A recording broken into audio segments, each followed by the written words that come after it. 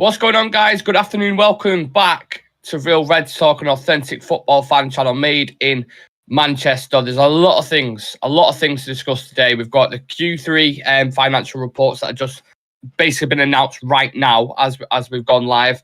And we've had my cat's walking across the screen, which you can all see. Just for that, mate. Nice one. Perfect timing. Mate, there's two of them behind the screen. I've got a feeling one of them is going to try and step over in a minute. Yeah. Stay there. We've got news about Frenkie De Jong, Harry Kane. We've got news about the ownership. We had an article come out last night. Right, let me just move my cat. Right, let's just maybe we'll keep you there as like a no. Get out. Thank you. Right, very professional. If only I remember seeing that. We could move the Glazers like this. I know, yeah, just as simple as that. It's not as simple as that. They're clawing on for life, aren't they? Unlike my cats. Sorry. So we're going to discuss the Megastore protest, which was this morning. Financial reports that have just come out today. Frenkie De Jong round 2 and Harry Kane to Bayern Munich as well, apparently. So lots to get into. We're going to discuss all the above that I've just talked about. But Shreyas, how are you, sir? And are you ready to dive into this together? Yeah, I am, because I've slept really early last night, and the first thing, when I woke up, I saw that screenshot that it may be the ownership thing gets announced today and Sheikh Jassim is the likely favorite. I saw that tweet, so I was really happy. But then again, I saw a lot more clips and my confidence was right back down to level ground. So yeah, really excited for the show as well.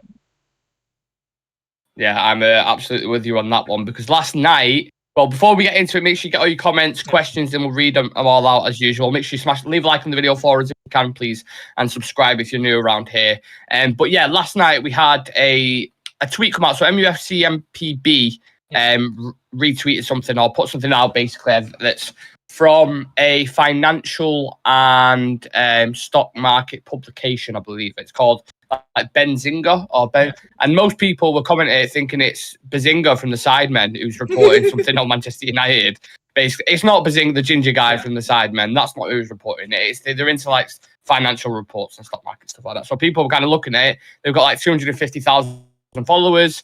A lot of people looking at it and it was like, yeah, maybe, yeah, I can see this, like whatever. Let's kind of take it. And then Samuel Luckhurst this morning put out that I would have the quotes, but my computer's crashed. So let me get the quotes out on my phone because Max decided to be. So the what they put out there was basically that Sheikh Jassim has not received exclusivity amid reports, basically. So that's just crushing that straight away. Sorry, this is really undingy, but for whatever reason, my Max crashed. So exclusivity has not been granted to Sheikh Jassim bin Hamad Al Thani, contrary to reports. That's from Samuel Luckhurst, and he put something else out as well. It's the figures close to Sheikh Jassim says there's been no significant developments over the sale of Manchester United. And there was something as well, Shreyas, that said United don't want to announce any transfer or anything to do with the ownership until after the 30th of June. Because if they announce anything to do with the ownership or transfers, it'll affect that quarter for readings, basically. So that's why a lot of stuff's being held up. So that's just discuss that, because that's a bit of a joke in it. If they're not getting the transfers. And we haven't signed a player in June since 2019 as well, by the way. How much of a joke is that? We've never made early moves in the window. And the reasons for which we are not making the moves right now, we all know why we are not making moves in the transfer window, why we are not, able to snap onto release clauses of players which are active in the first 10 or 15 days of the window. People know why it's happening. And you can say probably it's like a smokescreen for them right now to use this as an excuse. Probably it's not, probably it is, because with the Glazers, the thing is you cannot, you really cannot trust them on anything. Like, even if they're putting anything out and it even might be logical or, it might be even true, you just cannot trust them because they might be using something as an advantage towards them. And right now we are in a very, very tough position when it comes to the financials, and more than that, when it comes to Ten Hag and the squad as well, because it's going to be very difficult for him, like what happened last season as well. Lisandro Martinez, Christian Eriksen, all these players, it took time for them to be, united with the squad and integrated into the team, know how to play alongside these sort of players. And I'm just worried that this sort of situation is going to happen again, and we might not be that lucky, the second time around with players that they come in and just hit the ground running like Lisandro Martinez and these players did. Sometimes players do take time to adapt themselves to this league because it is very different if you're coming from a foreign league, and the way we play and the way Ten Hag plays, it takes time for players to actually gel into the system. So we might not be lucky into the second time around, and it might cost us in the starting stages of the next season. Well, we've had the I appreciate everything you said there. I'm not kind of segueing from that, but we've had the reports for the Q3 financials, so I'm going to get into that very shortly. But yeah, I agree with you there. I think a lot of people have kind of been saying, how have we still not signed a player yet? We didn't want a repeat of last summer where we only had Malacia on the plane.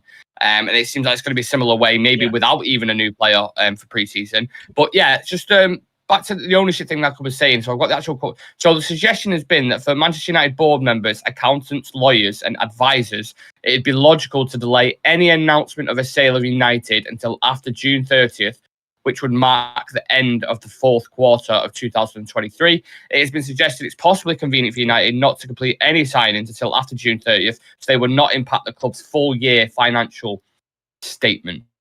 That they were at the quotes that I kind of wanted to get out there. So yeah. Also, just I've kind of skipped over the protest, which I don't know why I have, but that was kind of the first thing I wanted to discuss. So I'll just circle back to that a little bit. This morning, Treyas, there was a protest outside the Megastore. Megastore opened at 10 o'clock and then was shut down at 1 minute past 10.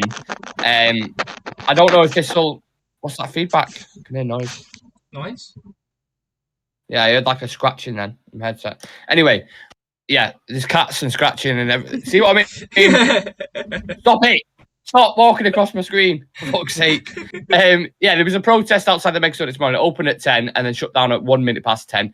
I was kind of thinking in my head, I don't know if this will affect the pockets of the Glazers, because the way I understand kits work, Adidas pay us a certain amount, like in a block, and then they generate sales off that and they make money. So that's the way I understand it. And then Adidas have already paid us directly, so I don't know if that's affecting the pocket of the Glazers directly. I think it's affecting Adidas and maybe their relationship with the owners as well. Yeah. But regardless, it's nice to see a protest in it, Shreyas, even though the season hasn't kicked off, basically. Yeah, it keeps the Glazers under pressure. The thing is, most of the protests that have happened up until now have been during the course of the season. So even as owners, they might be thinking that we can still take a free hand in some sort of things and not actually be that active in the window and not be that active with the ownership thing and drag this on for as long as they can. But the fans have, they have made this statement. Even today they have, and overall, even if you look online or on any single outlet, whether it's Twitter or Instagram, they have made their voices quite vocal, and every single United fan right now, all across the world, the one message is that the Glazers have to go from every single one of them. And I think all of them have had enough, because most of the people were expecting this thing to have ended by March end. It dragged to April, then to May. Now we're in June as well, and July is going to be kicking in very soon. The next season, the pre-season is going to start really soon, and the Glazers are still here. So that is one of the biggest annoying things for any United fan. Yeah. So it's good to see that that people are not giving up. People are still at it, and this builds up the pressure on the Glazers to actually leave the club, because the more these sort of protests happen, and the more it affects their sponsorship deals, like with Adidas, one of the biggest sponsorship deals that they have right now. If you remember last season, I think when we had TeamViewer as our new sponsor on the shirt, the way we protested and the way a lot of people boycotted TeamViewer, it affected their partnership with TeamViewer as well. So this sort of deal might get replicated, and it actually puts a lot of pressure on the Glazers to actually move out, because this actually affects them financially a lot. If they do, the more they stay in and the more their deals get affected with these sponsors, whether it's Adidas or TeamViewer or anyone, it does burn a hole in their pockets, and if it affects them financially, then the Glazers won't stay. Yeah. Speaking about finances, we're going to talk about the results very, very shortly. There's a couple of interesting things coming out just now whilst we're live.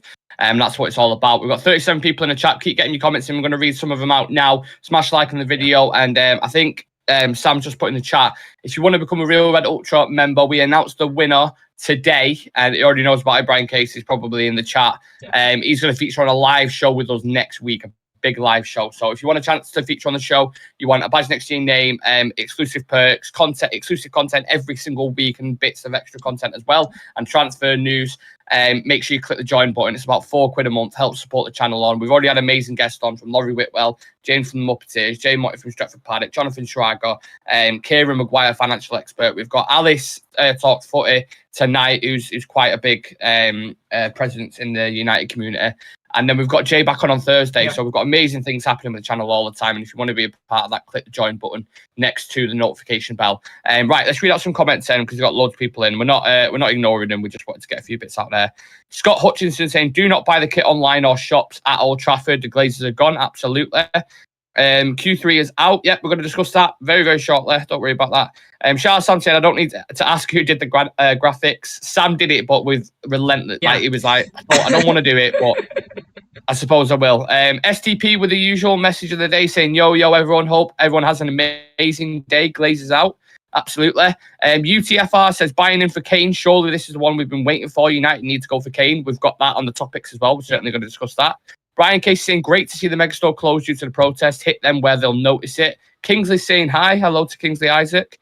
Brian's been a member for 1 month as well. So join the community and become a real Red Ultra. Thank you to Brian. And Diamani Armstrong saying, Glazers out. Why are they holding on the club like bees on honeycomb? It's a very good analogy. I appreciate that. So thank you to everyone in the chat. We've got 53 people in. I'm buzzing about the protest because the Glazers thought, the season's over, so they're not going to do anything. But Megastore shut down within a minute. We can. Megastore shut down within a minute. And for all the people who are kind of discussing and saying things like, the Glazers could turn around and not sell the club. If you think the Super League was anything, and you think what happened at the Liverpool game when we was on the pitch and got the game, that would be a tea party compared to what will happen if the Glazers turn around and announce that they're going to keep the club. I even imagine there'll be protests if Sir Jim Ratcliffe stays as well. So, keep an eye on that. But, let's dive into the financial results as well. Keep getting your comments in. We will read them out. So there's been apparently... I've just seen it now. So, Manchester United's commercial broadcasting and matchday revenues are up on the same period last year. The total revenue is up by 11.3%. The Q3 financial results are out, and the club has raised revenue projection to a record 630 and 640 million. So, from the previous year before, it was 590 to 610. It's now 630 to 640. So, it's looking good. Basically, the Glazers are just reading that and they're like, give it here, mate. Give it here, mate. And does it surprise you at all that they're announcing for these kind of results if they knew, or if this was the projection and they kind of knew about this and they're like, hold on, don't sell the club yet, or don't announce anything like that. You see readings like that, it's just pound signs, isn't it? That's all they're asked about. That's the thing that people like Sheikh Jassim are really, really, they're still in the race. They're still overbidding and overpaying for the club, because deep down, every single person knows that, whoever actually comes in for Manchester United, with whether they do overpay, ultimately they will be able to recover that money really soon. That man, they're on a mad one. I swear to God, it's like a Pixar movie in here, mate. So one of my cats just ran past with a packet of balloons in its mouth. Honestly, they've had some like catnip this morning or something. They're going absolutely mental. Sorry, Shreyas. No worries. Crazy. Let's put them after the Glazers. But any single way, if you look at it from the Glazers' point of view, because all they look after is money and how they can take more money out of the club, how they can take dividends out of the club. If anyone remembers, we were the only club in the Premier League, I guess, that the owners actually took dividends out during the COVID pandemic as well. Even though, the whole transfer window and whole financial system of every single club was affected, our owners still managed to take dividends out in that point of time. Now that, we have generated a lot of profit, even though we are in debt, we have generated a lot of profit. That money could be used to clearing out the debt, but they don't. But they won't do that. They will take that money for themselves and fund their own lifestyle. So right now, I think, imagine when we are being run so poorly, we are still able to generate these sort of profits. If we are being run very fine, financially well, we are performing on the pitch as well, and we're not spending insane amount of cash for players who don't deserve it, or giving them you know ultra long contracts on ultra high wages that we cannot offload them in the future. Imagine how much we can generate in that in that sort of a scenario. So I think it was mentioned earlier as well, I think, that they're just waiting for the, I think, final time that they can actually just suck something out of the club. That is genuinely what they're waiting for, and that is why it is one of the biggest reasons why this whole takeover thing has come to a halt. Maybe it is that, maybe it is something else, maybe there is another round of bidding. You never really know what they want, but all I can say is I think we're heading to a part where it will end soon. It's not going to drag out for more than 2 months. That's all I'll say. I mean, I hope you're right. I have a feeling, much like the Frankie De Jong thing, which we're going to touch on next, it's a bit of a lost cause at the minute. 'Cause it certainly feels like that. What we're going to try to do is we had Kieran Maguire on as a financial expert, and I'd love to get someone back on like that again, or maybe a Ben Jacobs or something, just to discuss these quarters, because I can read into it. I can see certain things, how it made profit, how the Glazers made money, and what it means for the club. Another thing important to notice about, we've done this with Weghorst up top and no Champions League football. Yeah. So I don't know how you look into it, if it's money in their pockets, if it's actual profit, if it's a record, because I'm pretty sure in 2019 we made the same amount of money. So is it a record? I don't know. I have no idea. There's a lot of it's a bit of a minefield, to be honest. I'll read the comments. I'll see if anybody's a bit of a financial expert in the comments. Lucas saying the protest was a joke. There was protesters with merchandise bags. Oh, wow. That's interesting. Brian K saying absolutely worth it for the price of a cup of coffee. Proper United community being created. He's alluding to the Real Red Ultra membership scheme, if you'd like to be a part of that. Sean saying going back in for Frankie De Jong is like that fourth. I can't read that out, but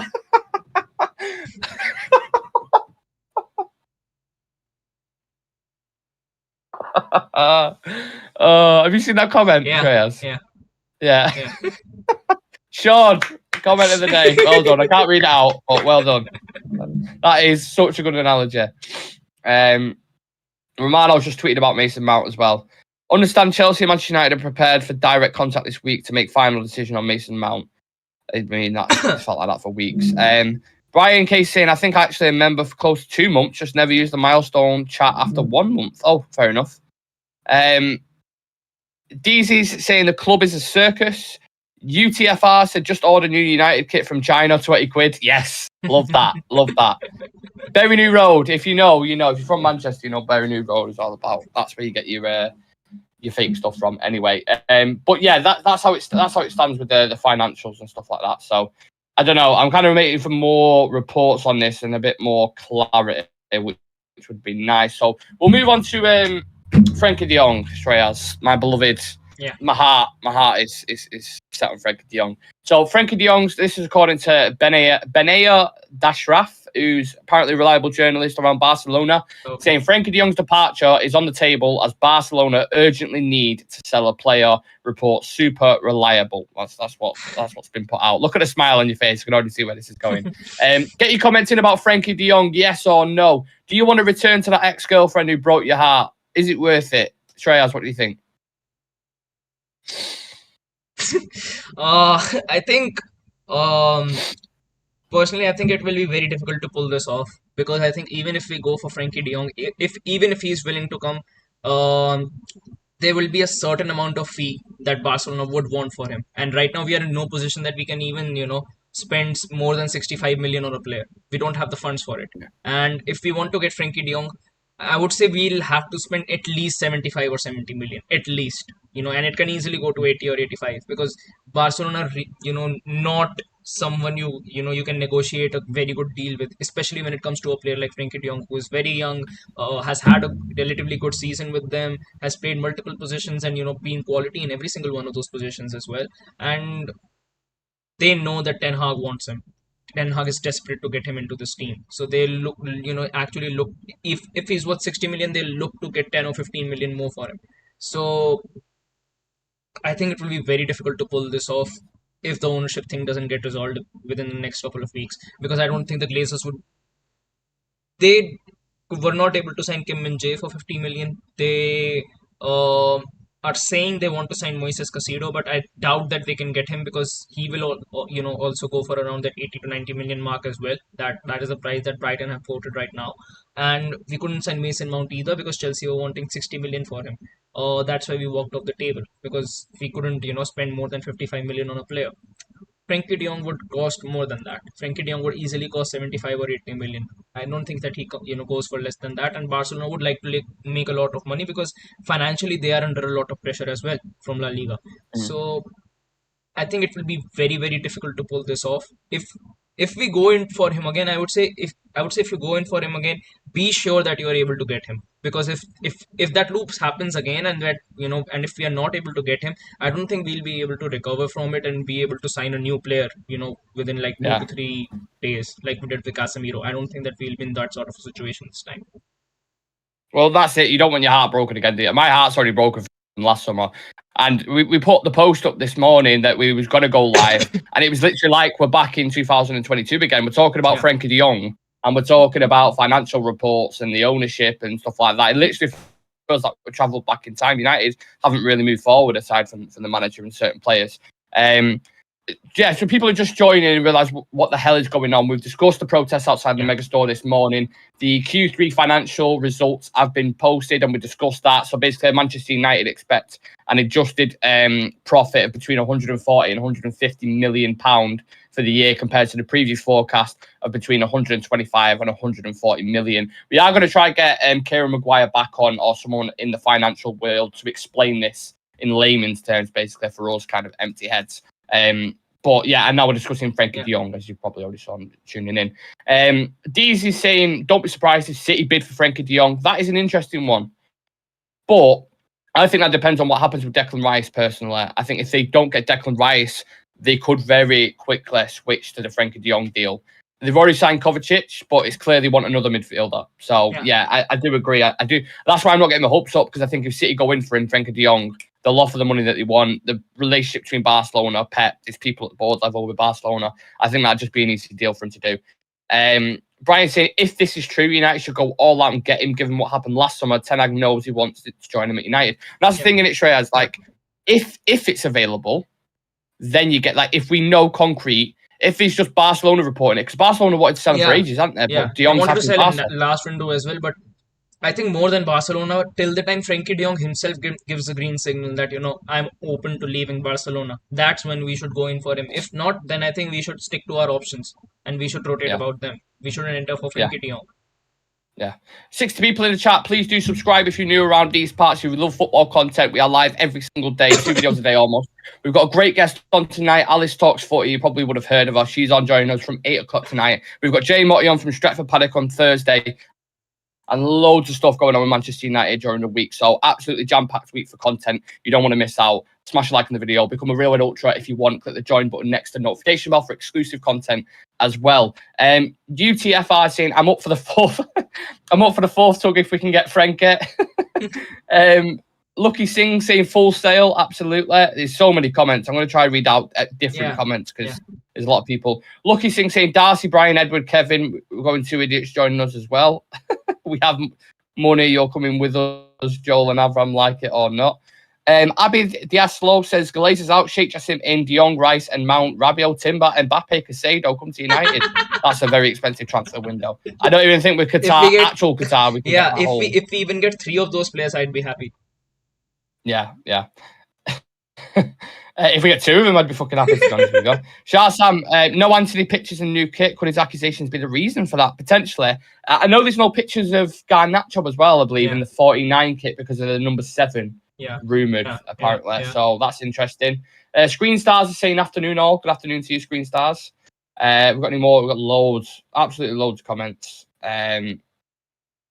Sean saying, go back in Frankie De Jong. I've already read that out, but I can't. I mean, I've not read it out, but I've already appreciated it. No, I've seen it. Ignore me. Saint 250 saying, with De Jong going offer for 70 million and leave it on the table, no negotiation, just go call it. Yeah, ideally, I think I agree with what most people are saying. Frankie De Jong would be the perfect option. I've said that for as long as we've been linked with him. He brings everything you want in a midfielder. He's better than Mason Mount, in my opinion. He'd be better for the system than Moises Caicedo, even though I believe Caicedo's a top talent. He is the guy. Is who Ten Hag wants. If it can be done, go do it. But we'll leave it at that. That's where it's at the minute. There's nothing really extra that's come out. We're going to move on to Harry Kane, Shreyas. Now, have you seen the report from David Ornstein that he's put out this morning? So, Bayern Munich have today submitted an official proposal to sign Harry Kane from Tottenham Hotspur. Bayern written offer to Tottenham for the 29-year-old striker was worth €70 million plus add-ons, and the England captain has 1 year left of existing Spurs contract. But we've heard before, haven't we, Shreyas, that Daniel Levy would be more open to sell to a club abroad. But even that price alone still seems quite low, doesn't it? Yeah, but I think that is the only reason why he's accepted this offer is because the club is Bayern and they're not in the Premier League.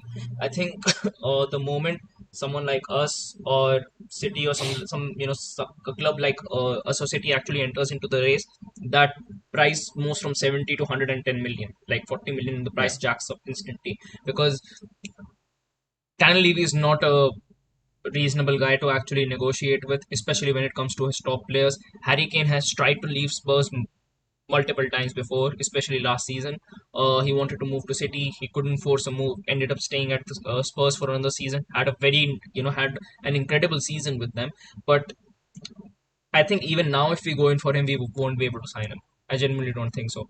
I think it would either be Madrid or Bayern or some other club, but abroad, that might be able to sign him now. If he doesn't move this window, I think next season we'll have a much better chance of signing him. Yeah. Thank you for everyone to join us. 70 people in the chat. Appreciate every single one of you who's joining us for the news today. Again, I appreciate there's new people coming in every single time. We discussed the protest outside the Megastore. We discussed the Q3 financial reports. We discussed Frenkie De Jong. Just talking about Harry Kane at the moment and Bayern Munich potentially going in for him. But I agree. I just think the fees very low. Even Daniel Levy look at that and he'd be like, he'll turn his nose a bit. But I'm surprised he's not already been rejected. He's costing less than Rasmus Højlund right now. Yeah, exactly. But Daniel Levy wouldn't surprise me again because he doesn't want to sell to an English club. It's just like, fuck it, I'll take it. You know what I mean? Classic to Great TV says, good afternoon, everyone. Please, I'm here for good news. Well, it depends on your opinion what good news is. And nothing to do with the ownership is going to be announced until after the 30th of June. So I've got another few days where we just probably won't hear a single thing. United are off on profits in terms of the Q3 financial reports. There was a little bit of news about De Jong last night, but I'm not sure how concrete it is. And Harry Kane, Bayern Munich putting a bid for Harry Kane as well. Sean saying Bayern might have given us a base level where to start without negotiating for Kane when the sale's done. I think we'll get him late in the window, Berbatov. That's what I thought. I feel like there's something like that. Now, there's a lot of people saying the new owners coming in straight won't affect what we do in the market because it'll be too late by the time they come in. But if we already have our targets, let's say we go get Mason Mount, let's say we get, Rasmus Højlund, and let's say whoever it is, I don't know if we're going to get a centre-back or a goalkeeper, Nano, let's say, for example, we go get them three, right? If Qatar take over and they come in, or Jim, whoever it is, do you not think by the end of August there'll be a bit of extra money pumped in? So we can go get someone like because they want to make a signing, right? They want to make a statement signing, and someone like a Harry Kane or someone like that. Do you know? Are you with me? Do you subscribe to that theory? I think if it still happens in the month of July, like mid-July, which means like at least till 20th July, if the ownership thing is done, whether it's anyone, whoever it is, if they're able to come in by that time, I think they might be able to pull off one signing. Because the best thing about Ten Hag is he knows what players he wants.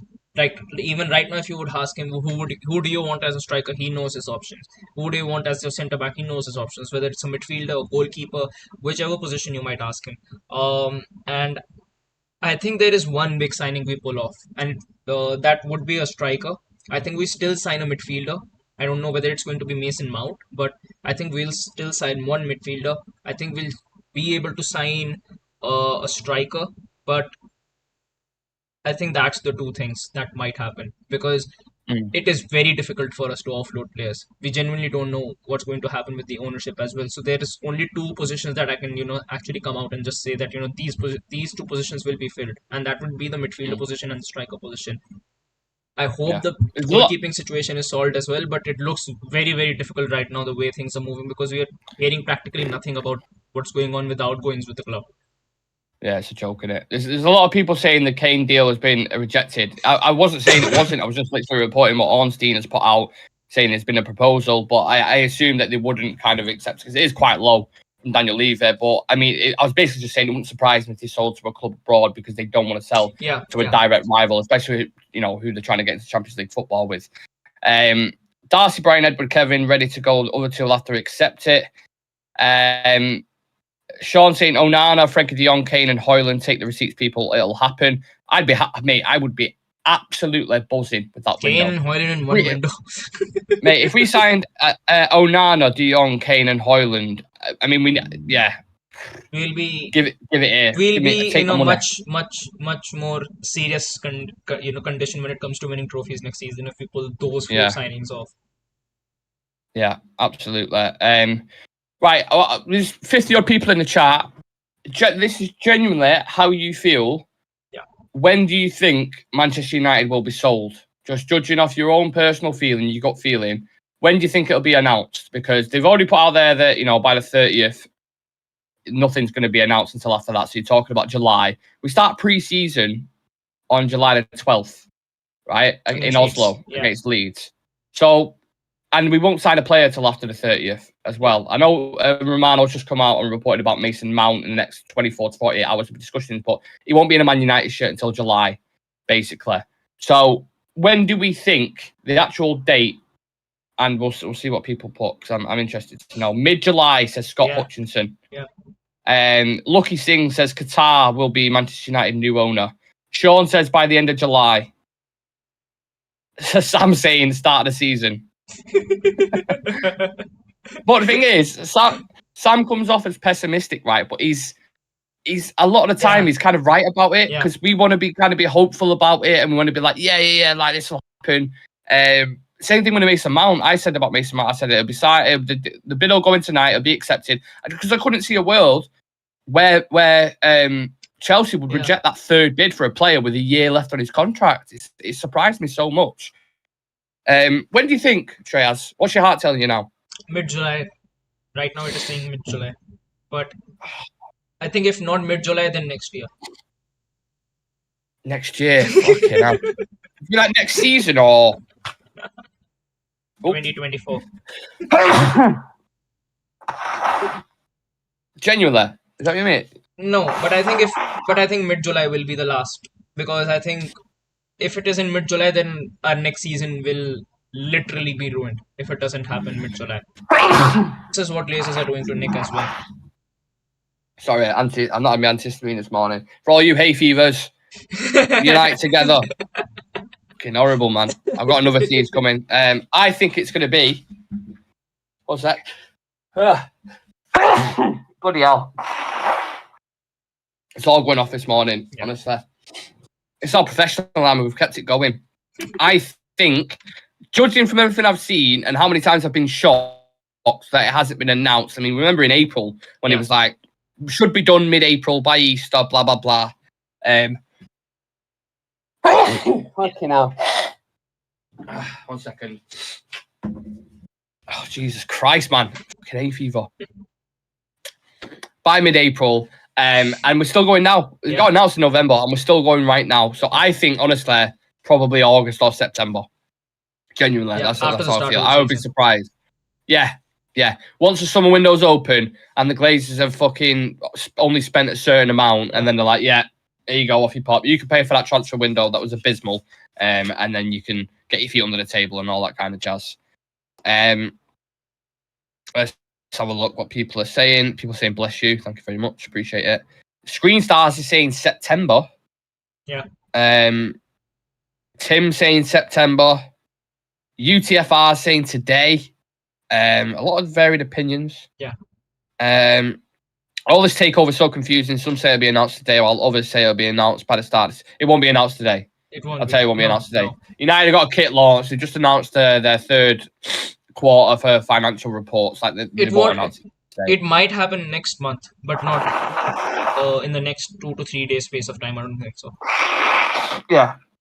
You know what's annoying? Remember, like, literally, it was like 2 weeks. It feels like a year ago now, but a couple of weeks ago, there was Sheikh Jassim's registered the company Yeah, in the UK. yeah, You had Reuters coming out reporting that Sheikh Jassim's been granted exclusivity. Now that's not the case, but the weird thing is about Reuters, they live and die on reputation. yeah.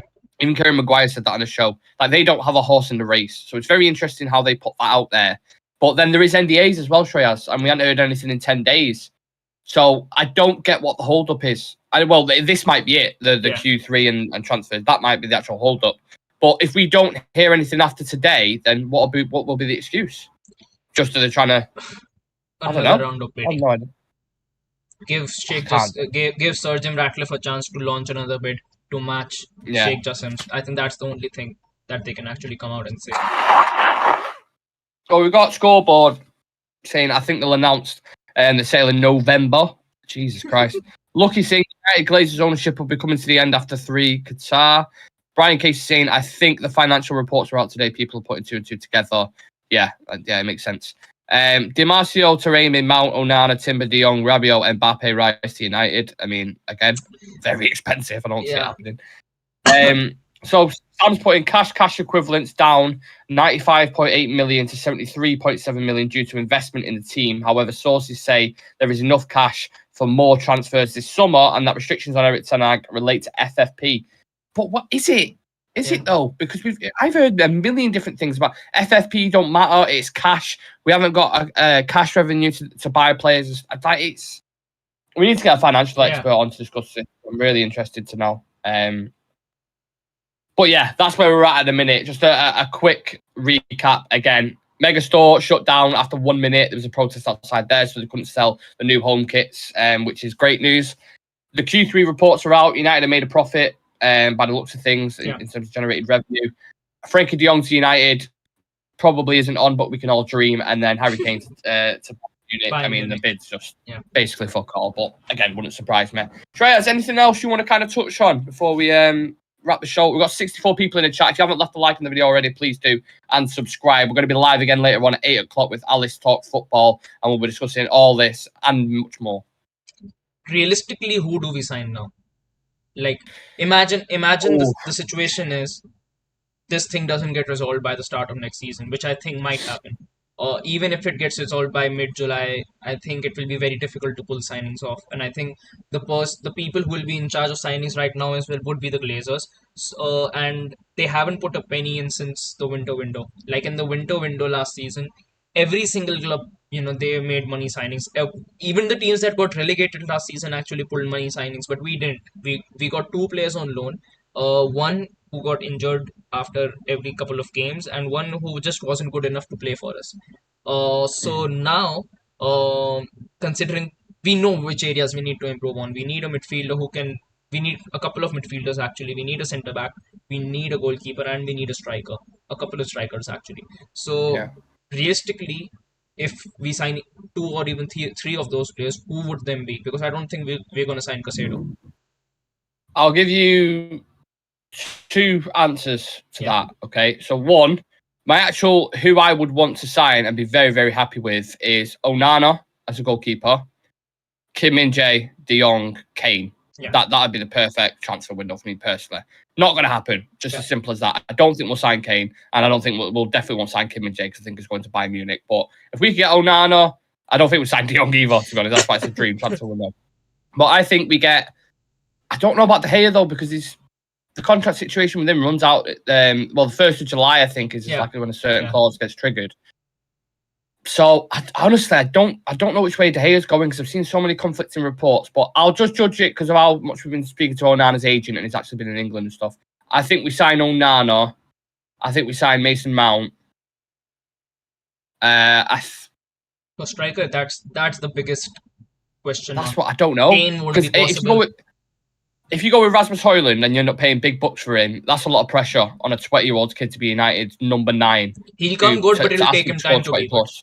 Exactly. Yeah. So you need to dovetail him with someone who's, polished, gold standard. That would be Harry Kane, but the budget won't stretch like that.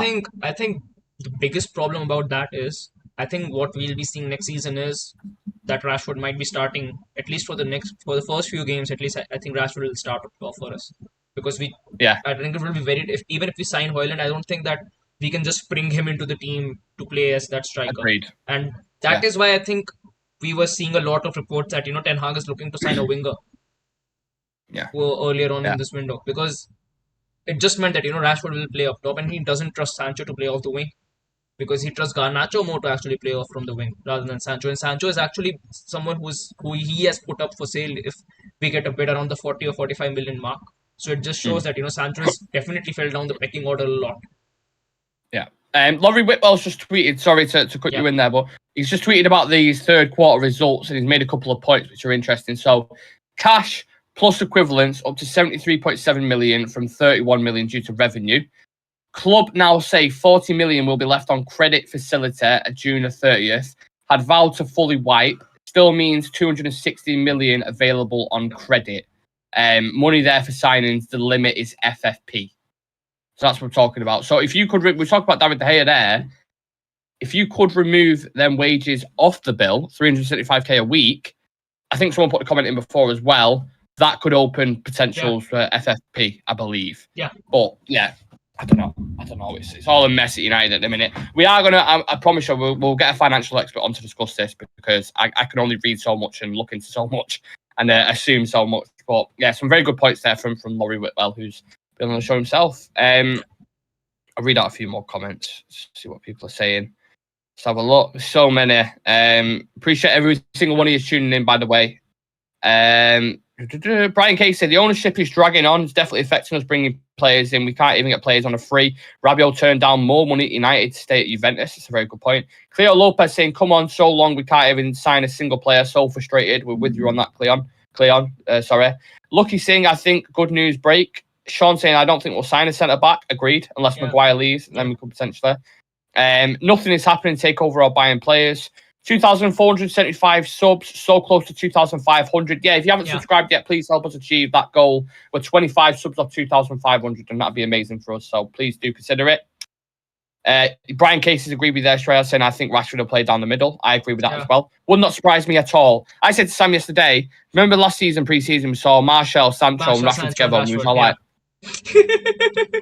Same again this season. After that pre-season, a lot of people were saying contact Monaco for that Ballon d'Or clause that we had in Martial's contract. And then he got injured. Exactly. And then you saw the thing that Chris Wheeler put up the other night about the list of players. And every single player who we had bought was up for half price, essentially. Yeah. We were just shit. We bought Sancho for around 80-85 million, and he was listed in that 45. For 45. Yeah. Donny van de Beek, 40, up for 20. Martial bought for 50, up for 25. Every player half price. Ridiculous. And that's again that list as well. Yeah, and people like McTominay and Dean Henderson, you would get full profit, but we can't even sell them. We're trying to get lowballed on Dean Henderson. Yeah. We're trying to sell McTominay for 40 million. You know what I mean? Who's going to buy McTominay for 40 million? Honestly, I don't see it. Maguire for 40 million. Yeah, Newcastle won. Newcastle got their midfield sorted. Yeah, they got Tonali. Yeah. You got Spurs who agreed personal terms with James Maddison. Who's going to buy McTominay? Yeah. The wages count as well. Sean saying De Gea, Sancho, Maguire off the wages plus the Ronaldo wages gone. FFP stuff is rubbish, will be sound. Will De Gea go though? I don't think we'll sell Sancho. I don't think we'll sell Harry Maguire. No. Genuinely, I don't. I think if we could, they would have been gone. Up until now, they would have been gone to another club. Because I think the more important fact about them leaving is when they leave, it will give the opportunities for these young players to actually fill in their positions and develop. Till the time that they occupy those positions, we cannot promote our young players because we just don't have the position to actually fill them in. Yeah, simple as that. Manchester Mesh United, that's what we start calling.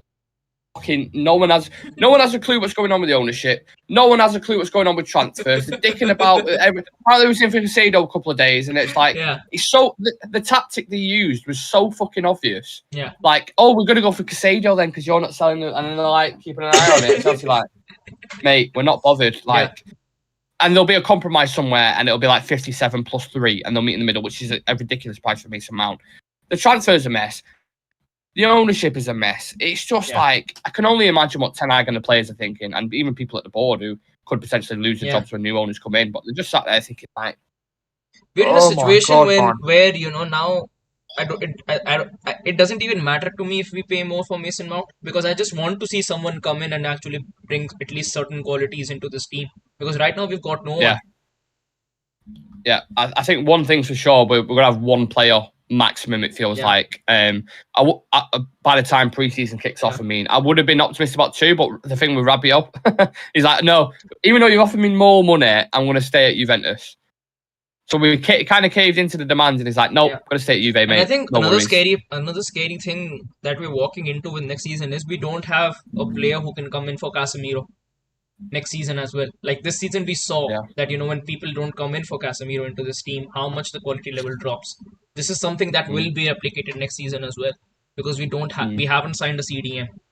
I thought if we pulled off Casado, it would have been someone that who could do the job for Casemiro as well, and probably develop alongside him and eventually take his place after a couple of seasons. But I think we are just in a high pressure situation when it comes to that midfield right now.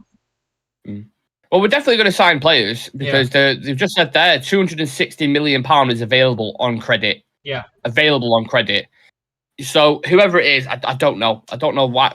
Yeah, I have no idea. I get the stance on Mason Mount, why you're not paying it, because it is ridiculous for a player who's got a year left. I understand it, 50 plus 5 or 55 plus 5 maximum. I agree with it. But then move on. You haven't moved on. You're still there lingering about saying, we'll still do it. We'll still just move on, man, to a next target. Yeah. Oh, God. What a mess we are, as in a club. It's a fucking joke, man, this, honestly. But yeah, I think we'll wrap it up there, unless we've got a few more comments that we can get into. Let's just have a look, see if there's any more. I think we're all right. Is Rabiot confirmed? Rabiot's staying at Juventus pretty much. That's pretty close. Yeah. Money talks. Yeah, literally just been announced right now. Yeah. Adrian Rabiot has accepted to stay at Juventus. Is a full agreement. It'll be official in the coming hours, essentially. Yeah. So there's your report. Harry Kane Bayern bid is pissing me off so much. Cash Generator FC. Yeah, I think that's everything. I appreciate you all for sticking with us. I know it's been a bit up and down, but that's because we've had reports literally whilst we're live, so we're trying to, get some kind of credit out of it. Also, we will get a financial expert on to discuss these results, because we need it in layman's terms, essentially. And we'll try to get Kieran Maguire back on, who was an amazing guest last time. We discussed Frenkie De Jong, Harry Kane, financial Q3 reports, and the protest. So that's been your show for today. Hope you all enjoyed it. Make sure you leave a like on the video. Subscribe to the channel. If you want to become part of the Real Red Ultra membership for a chance to feature on the show, badge next to your name and a little Real Red Ultra badge next to your name. Loads of perks with it as well, and it's about £4 a month. It's more than worth it. Helps us get amazing guests on. So please do consider that. Click the join button next to the notification bell. Become a Real Red Ultra. Trez, thank you for coming on. Do you have any final words to Thanks for having me. And hopefully if we hear something positive or any news in general, we'll surely be live, and we'll be live again tonight as well. So please make sure to stick around and subscribe to the channel if you haven't already. Yeah, anything breaks between now and when we have Alice on at 8 o'clock, trust me, we'll be live anyway, so we'll be here, and make sure you come and join us and get involved in the conversation. Turn on that notification bell, it's extremely important, because it'll drop down, you tap it, and we go through it together. So, thank you everyone tuning in. Have a lovely rest of your Tuesday. I was going to say Monday then. lovely rest of your Tuesday, whatever it involves, and I'm sure we'll see you guys very, very shortly. Take care. Peace.